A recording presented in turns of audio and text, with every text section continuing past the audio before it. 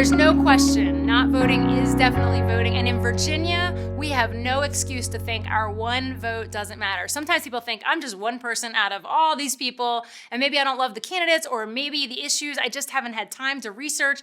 Whatever it might be, sometimes people kind of in their minds, they negate the value of that one vote. In Virginia, we've had situations where, for example, in the 7th Congressional District, where we currently have a really contested race, the last go around 2 years ago, that district changed from a very solid biblical conservative to our current Congresswoman, who is very, very pro-abortion, by just 6,800 votes in an entire congressional district. That's really not a lot of votes. That's a couple of churches doing what a couple of churches should do.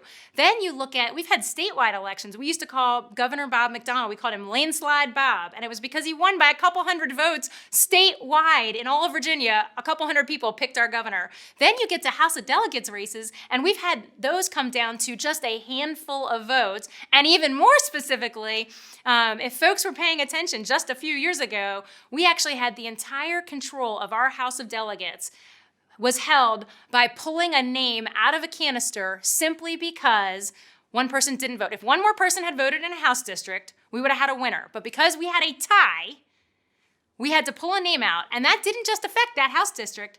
That affected whether conservatives controlled all the committees, all the makeup of the House of Delegates, or whether liberals did. It was a entire body was controlled over a tie because someone didn't vote in that district.